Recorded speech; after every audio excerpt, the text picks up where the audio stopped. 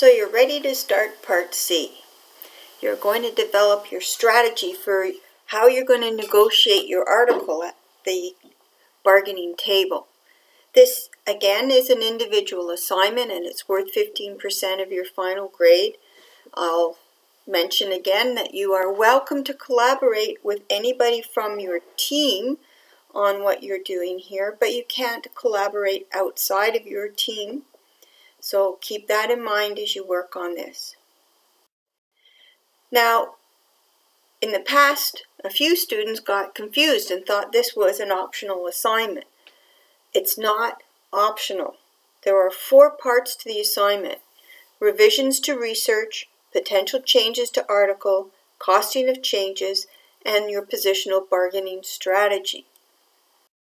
The only part of this assignment that's optional is the revisions to research. So you have your Part B back from me by now, and you've had my feedback on the research that you've done. This is the only time in this course that you will have the ability to redo or rewrite an assignment, and that's in doing these revisions to the research. So I'm going to talk about that first, and then we'll go through the mandatory parts of this assignment. So this is the rubric from somebody who has completed the assignment, and you can see that they did a good job interpreting the article, and they did a good job on legislation, but they seem to really struggle with the economic context. And they got a score of 2.1 out of 3.5 on that. And the competitive analysis was good, but there was definitely a little room for improvement there. When you look at the rest of the rubric, the presentation of the paper was done well, and my comments suggest that, hey, listen, you did a good job, but there were some parts on that economic piece that were really you seem to be struggling with, and so you may want to do a little more work on it. The person got 11.6 out of 15, and that's about 77%, which is a decent mark. However, maybe they want to get a little bit better. Now, the optional part of the assignment allows you to earn up to a maximum of 3 additional marks by redoing some of the research that you did for Part B. So let's have a look at what this person could potentially redo. So if they redo the economic context, it was worth 3.5 marks. They earned 2.1. So the maximum they could earn is 1.4 marks. If they redo the competitive data, they got 3.5. It was worth 3.5. They earned 2.7, so that's another 0.8. So the maximum number of points they could earn if they redid these 2 pieces is 2.2. Well, if they do those pieces, they get all of the bonus marks available. That would move them from a 77 to an 85. So they really need to make a decision about whether this is something that will help them in pulling together their strategy.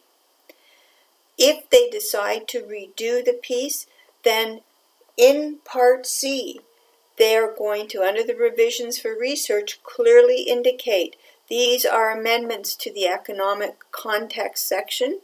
These are amendments to the competitive data section, so that it's clear to me what you're doing. Make it as easy as possible for me to know what changes you've made. If I don't understand what changes you've made, I'm not spending a whole bunch of time trying to figure it out, and you're not going to earn the grades that you're hoping to get. If there's no reason for you to do these revisions, please don't.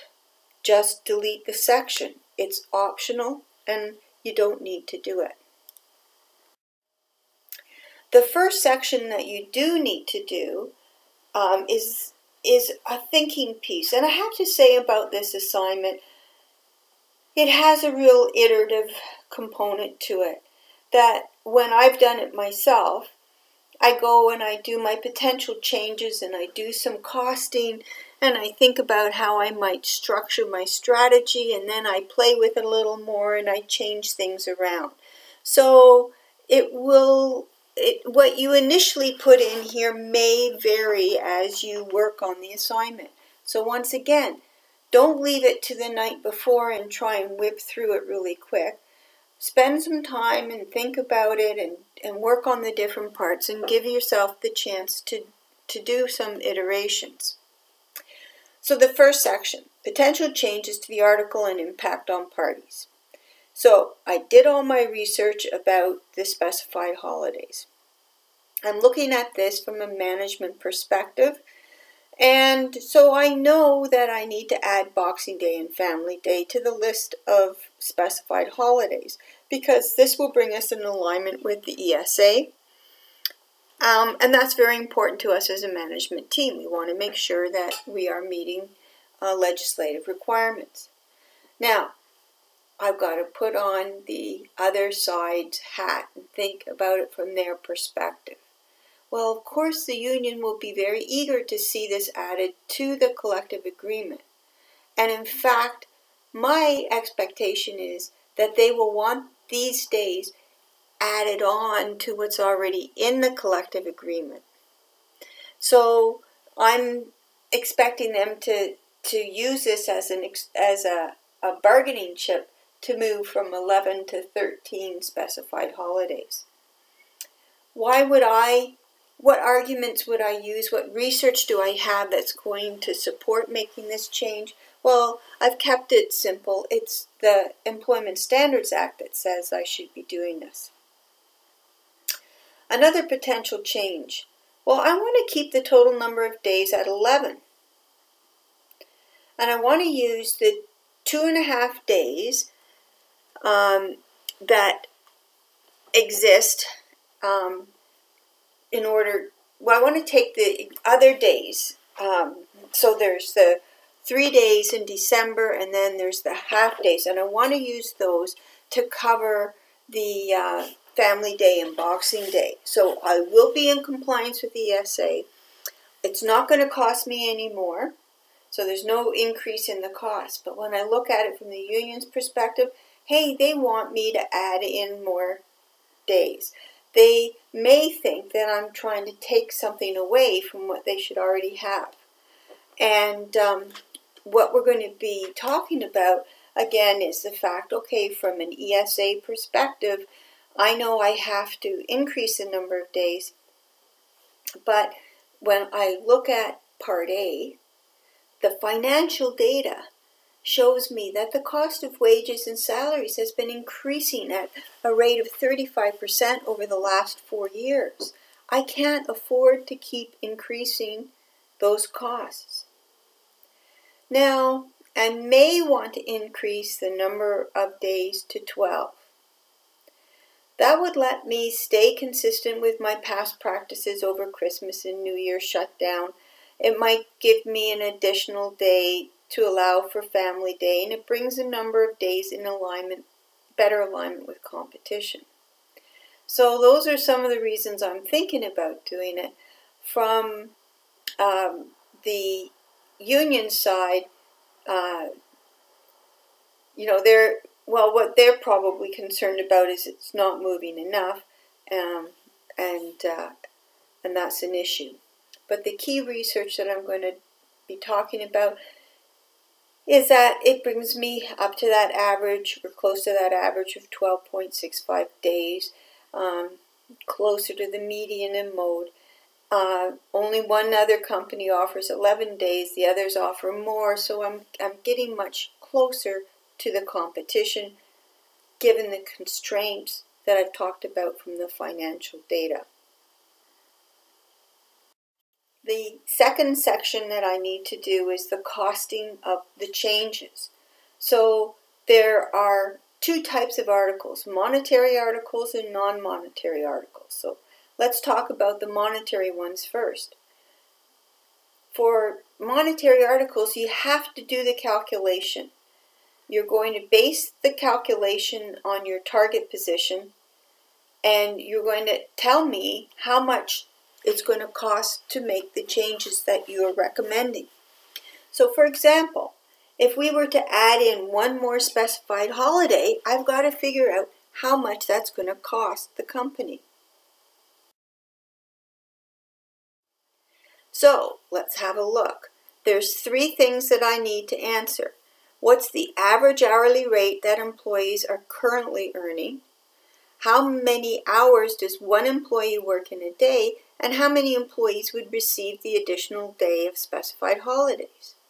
So I have pulled the rates for all the different job levels for year 1 and year 2 of the existing collective agreement, and I need to decide which of those averages is the correct one to be using. Then I'm going to multiply that by the number of hours in their workday.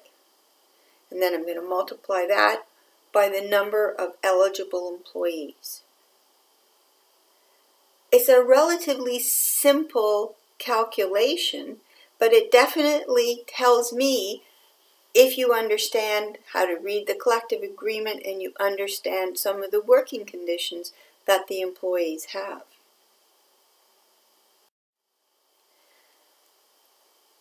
Many of you will be doing a non-monetary article. So for example, if you're doing technological change, there are costs associated with the changes that you may be introducing with the language you're bringing into the collective agreement.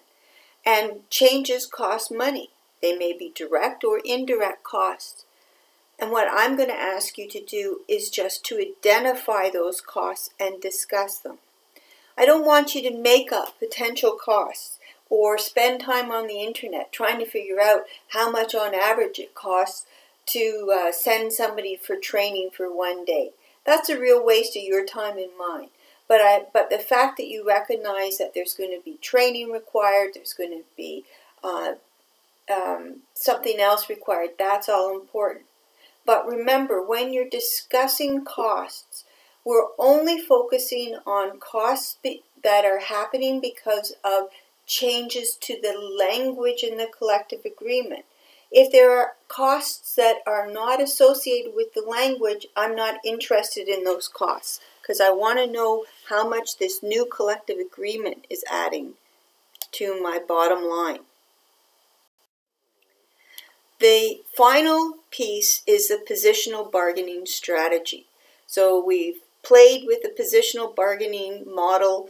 Now it's time to take your article and put it into that context.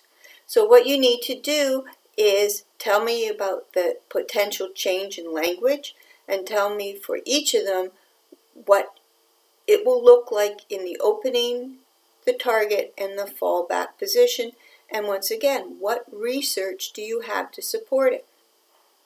So, if we're going to add in Boxing Day and Family Day, and our opening position is to add them in and to take both days from the existing 3 days in December, then we maintain that position throughout. We're not changing that.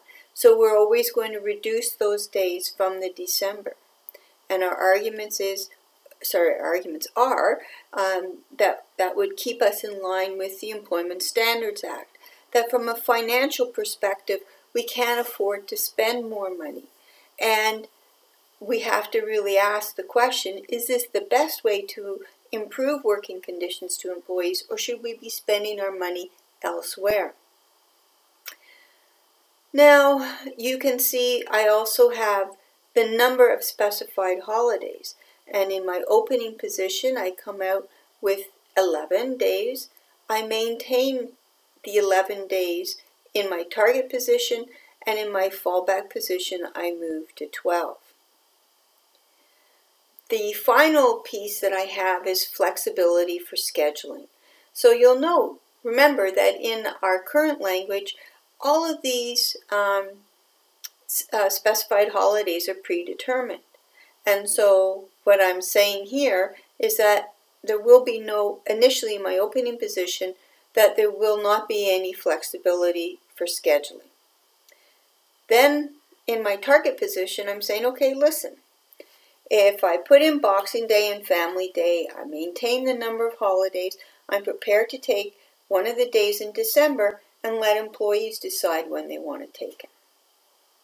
And then my fallback position is that I'm going to offer 2 days that can be scheduled by employees, and there's that additional specified holiday.